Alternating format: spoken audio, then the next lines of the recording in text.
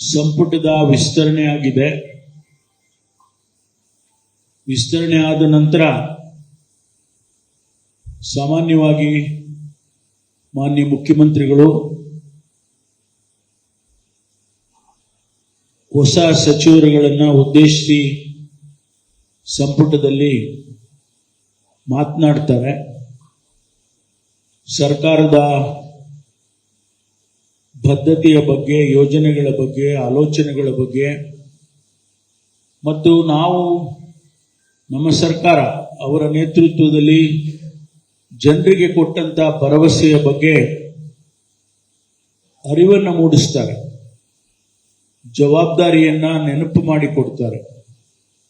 ಇದು ಸಾಮಾನ್ಯವಾದಂಥ ಪ್ರಕ್ರಿಯೆ.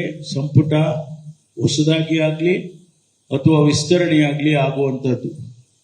ಇವತ್ತು ಮಾನ್ಯ ಮುಖ್ಯಮಂತ್ರಿಗಳು ಅವರ ಅಧ್ಯಕ್ಷತೆಯಲ್ಲಿ ಹೊಸ ಸಚಿವರನ್ನ ಮತ್ತು ಹಿಂದೆ ಇದ್ದಂಥ 13 ಜನ ಸಚಿವರನ್ನು ಕೂಡ ಇಡೀ ಸಂಪುಟವನ್ನ ಕರೆದು ಬಹಳ ವಿಸ್ತಾರವಾಗಿ ಹೊಸ ಸಚಿವರುಗಳಿಗೆ ವಿಶೇಷವಾಗಿ ಜವಾಬ್ದಾರಿಯನ್ನ, ಕಾರ್ಯಕ್ರಮಗಳನ್ನ, ಸರ್ಕಾರದ ಬದ್ಧತೆಯನ್ನ ತಿಳಿಸಿಕೊಟ್ಟಿದ್ದಾರೆ. ಇದರ ಜೊತೆಯಲ್ಲಿ ಇವತ್ತೇನು ಬರದ ಪರಿಸ್ಥಿತಿ ಇದೆ, ರಾಜ್ಯದಲ್ಲಿ ಕೆಲವು ಜಿಲ್ಲೆಗಳಲ್ಲಿ ಮಾತ್ರ ಮಳೆ ಆಗ್ತಾ ಇದೆ. ಅದು ಮಲೆನಾಡು ಇರ್ಬೋದು, ಕರಾವಳಿ ಪ್ರದೇಶ ಇರ್ಬೋದು. ಆ ಭಾಗದಲ್ಲಿ ಮಳೆ ಆಗಿ ಕೆರೆಗಳಿಗೆ, ರಿಸರ್ವಾಯರ್ಸ್ಗಳಿಗೆ ನೀರು ಬರ್ತಾ ಇರ್ತಕ್ಕಂಥದ್ದು.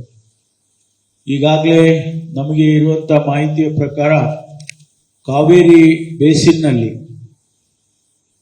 ಹಾರಂಗಿ ಇರ್ಬೋದು, ಹೇಮಾವತಿ ಇರ್ಬೋದು, ಕಬಿನಿ ಇರ್ಬೋದು, ಈ 3 ಪ್ರಾಜೆಕ್ಟ್ಗಳು ನೀರು 90 ಭಾಗ ತುಂಬಿದೆ. KRS ನಲ್ಲಿ ನಿನ್ನೆವರೆಗೂ 47% ತುಂಬಿತ್ತು. ಇವತ್ತು ಅದು ಹೆಚ್ಚಾಗಿದೆ. ಯಾಕೆಂದ್ರೆ ಒಳ ಹರಿವು 21%, 23% ಈ ರೀತಿ ಬರ್ತಾ ಇರೋದ್ರಿಂದ ಅದು ಇನ್ನು 2-3 ದಿನದಲ್ಲಿ ಅದು ಕೂಡ 90%ಗೆ ಬರುವಂತ ಸಾಧ್ಯತೆಗಳಿದ್ದಾವೆ.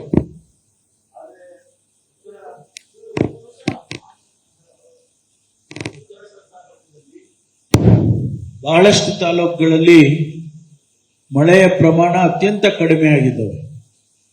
ಡಿಫಿಸಿಟ್ ಎಷ್ಟರ ಮಟ್ಟಿಗೆ ಅಂದ್ರೆ 70-80%ಗೆ ಡಿಫಿಸಿಟ್ ಹೋಗ್ತಕ್ಕಂಥ ತಾಲೂಕುಗಳಿದ್ದಾವೆ. ಆ ತಾಲೂಕುಗಳನ್ನ ಈಗಾಗಲೇ ನಾವು ಗಮನಿಸಿದ್ದೇವೆ. 3 ವಾರ ಕಂಟಿನ್ಯೂಸ್ ಆಗಿ, 4 ವಾರ ಕಂಟಿನ್ಯೂಸ್ ಆಗಿ ಡ್ರೈ ಸ್ಪೆಲ್ ಬರ್ತಕ್ಕಂಥವು 111 ತಾಲೂಕುಗಳು ಇವತ್ತು ನಮಗೆ ಕಾಣಿಸ್ತಾ ಇವೆ. ಈ ಸಂಖ್ಯೆ ಪ್ರತಿನಿತ್ಯ ಹೆಚ್ಚಾಗ್ತಾ ಇದೆ. ಅಂದ್ರೆ ಯಾವಾಗ ಮಳೆ ಬರ್ತಾ ಇಲ್ಲ, ಆ ಡಿಫಿಸಿಟ್ ಜಾಸ್ತಿ ಆದ್ಮೇಲೆ ಅದು ಹೆಚ್ಚು ಸಂಖ್ಯೆಯಲ್ಲಿ ಬರಪೀಡಿತ ಪ್ರದೇಶಗಳು ಆಗ್ತಾ ಇದ್ದಾವೆ. ಆದ್ರೆ ಒಂದು ಅಂಶವನ್ನ ನಾನು ಇಲ್ಲಿ ತಮಗೆ ಕ್ಲಾರಿಫೈ ಮಾಡ್ತಾ ಇದ್ದೀನಿ. ಬರಪೀಡಿತ ಪ್ರದೇಶ ಅಂತೇಳಿ ಘೋಷಣೆ ಮಾಡಬೇಕು ಅನ್ನುವಂಥದ್ದು ಶಾಸಕರುಗಳು ಕೇಳ್ತಾ ಇದ್ದಾರೆ, ಜನಸಮುದಾಯದವರು ಅಲ್ಲಿ ಕೇಳ್ತಾರೆ. ಆದ್ರೆ ಕೇಂದ್ರ ಒಂದು 10 ನಿಯಮಗಳನ್ನ ಕೊಟ್ಟಿದ್ದಾರೆ. 2020ರಲ್ಲಿ ಮಾಡಿದಂತ ನಿಯಮಗಳು. ಆ ನಿಯಮಗಳ ಪ್ರಕಾರ ನಾವು ಇನ್ನೂವರೆಗೆ ಆಗಸ್ಟ್ ಕೊನೆಯವರೆಗೂ ಕೂಡ ನಾವು ಯಾವುದೇ ತಾಲೂಕನ್ನ ಡಿಕ್ಲೇರ್ ಮಾಡೋದಕ್ಕೆ ಕಷ್ಟ ಆಗುತ್ತೆ. ಆ ನಿಯಮಗಳನ್ನ ಸಡಿಲ ಮಾಡಿ ಅಂತೇಳಿ ನಾನು ಮುಖ್ಯಮಂತ್ರಿಗಳು ಪತ್ರವನ್ನ ಕೇಂದ್ರ ಸರ್ಕಾರಕ್ಕೆ ಬರೆದಿದ್ದು. ಅದಕ್ಕೆ ನಮ್ಗೆ ಯಾವ ಪ್ರತಿಕ್ರಿಯೆಯೂ ಬಂದಿಲ್ಲ. ಆದ್ರೆ ಆ ನಿಯಮಗಳ ಪ್ರಕಾರ ಅದು ಮಾಯಿಶ್ಚರ್ ಕಂಟೆಂಟ್ ಇರ್ಬೋದು, ಸಾಯಿಲ್ ಟೈಪ್ ಇರ್ಬೋದು, ಆ ಮಳೆಯ ಪ್ರಮಾಣ ಇರ್ಬೋದು, ಈ ಎಲ್ಲ ಅಂಶಗಳನ್ನ ಗಮನದಲ್ಲಿಟ್ಕೊಂಡು ನಾವು ಮಾಡಬೇಕಾಗ್ತದೆ. ಅದಕ್ಕೆ ಇನ್ನೊಂದು ಸ್ವಲ್ಪ ನಾವು ತಡ ಆಗ್ತದೆ ಡಿಕ್ಲೇರ್ ಮಾಡೋದಕ್ಕೆ.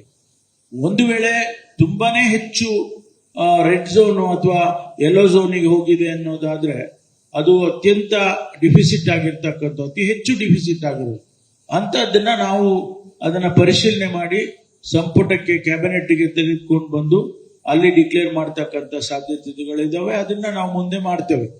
ಇದನ್ನ ನಾವು ಬಹಳ ವಿಸ್ತಾರವಾಗಿ ಇವತ್ತು ನಮ್ಮ ಇಲಾಖೆ, ಕಂದಾಯ ಇಲಾಖೆಯಿಂದ ಒಂದು ಪ್ರೆಸೆಂಟೇಷನ್ ಕೂಡ ಕ್ಯಾಬಿನೆಟ್ ಅಲ್ಲಿ ಕೊಟ್ಟಿದ್ದೇವೆ. ಅದನ್ನು ಕೂಡ ಸ್ವಲ್ಪ ಮಟ್ಟಿಗೆ ಚರ್ಚೆ ಆಗಿ ಇದನ್ನ ಇನ್ನು ಕೆಲವು ವಿಷಯಗಳಿದೆ, ನಾನು ಹೇಳೋದಿಲ್ಲ, ಮುಖ್ಯಮಂತ್ರಿಗಳು ಹೇಳ್ತಾರೆ. ನ್ಯೂಸ್ ಫಸ್ಟ್ ನಿರ್ಭೀತಿಯಿಂದ ನಿಮ್ಮ ಪರವಾಗಿ.